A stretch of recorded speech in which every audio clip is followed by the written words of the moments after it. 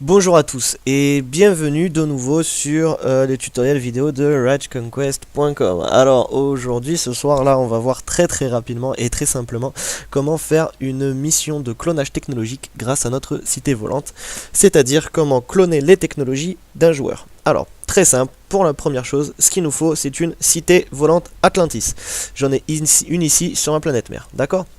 La cité volante Atlantis, elle fonctionne exactement comme une planète ou comme une lune, d'accord? C'est-à-dire qu'elle s'affiche, une fois qu'elle est taquée sur une planète, elle s'affiche ici dans la liste des planètes. On peut donc la sélectionner, on peut donc construire dessus des bâtiments, on peut construire des vaisseaux, on peut construire des défenses. D'accord? On peut avoir de la flotte qui est stationnée dessus et qui puisse se promener avec notre cité lorsqu'elle se déplace de planète en planète. Donc avec notre cité volante, on va tout de suite voir comment on va faire pour faire une mission de clonage. Donc on retourne sur notre planète mère, là où se trouve notre cité volante, là où elle est taquée. On va la sélectionner, bien entendu. Hop, continuer. On va aller sur une planète, sur un joueur, pour aller cloner un joueur. Alors il faut savoir que la petite subtilité, c'est que le clonage technologique ne fonctionne que sur les joueurs qui apparaissent en blanc dans la galaxie. C'est-à-dire que ça ne marche pas sur les joueurs trop faibles, et ça ne marche pas sur les joueurs trop forts. D'accord ? En revanche, si vous êtes dans une alliance, le système de joueurs forts, joueurs faibles n'existe plus au sein de l'alliance. C'est-à-dire que vous pouvez facilement, si vous venez commencer le jeu et que vous êtes dans l'alliance du top 1, s'il est d'accord, vous pouvez prendre votre cité et cloner ces technologies, ce qui va vous permettre d'avoir un boost au niveau de votre évolution pour pouvoir évoluer beaucoup plus vite. D'accord ? Donc on va partir sur Loria, automatiquement je suis sûr qu'elle elle est en blanc pour moi, j'ai même pas besoin de regarder puisqu'elle non plus elle n'a pas de points, donc pour ça normalement on est très bien.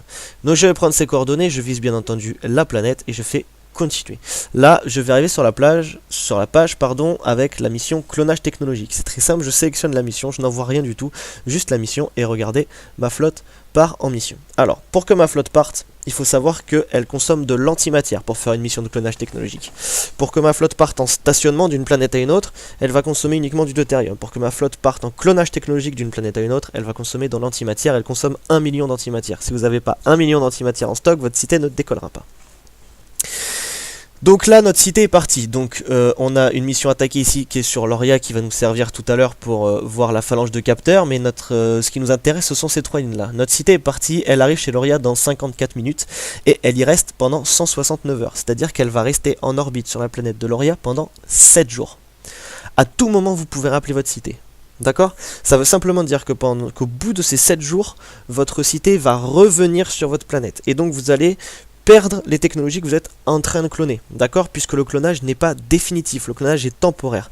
Vous ne clonez les technologies d'une planète que lorsque votre cité volante est en clonage technologique sur cette planète, d'accord? Lorsque votre cité volante s'en va, les technologies que vous avez clonées s'en vont également, et vous retrouvez vos anciennes technos. Vous ne pouvez pas faire de recherche tant que vous avez une cité volante qui est en clonage, très important. C'est-à-dire que quand vous clonez une technologie, quand vous clonez un joueur, vous ne faites pas évoluer votre compte sereinement, d'accord?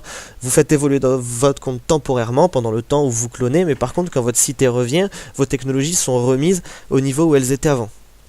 Également, chose à savoir, lorsque vous clonez les technologies d'un joueur, vous ne clonez que les technologies qui sont supérieures aux vôtres. C'est-à-dire que si par exemple vous avez des technologies qui sont plus faibles que la personne que vous clonez, alors vous allez prendre les technologies de cette personne, mais par contre si vos technologies sont plus fortes pour certaines que celles de la personne, alors vous allez garder vos propres technologies. D'accord? C'est vraiment un boost, vous ne prenez que les technologies qui sont les plus hautes.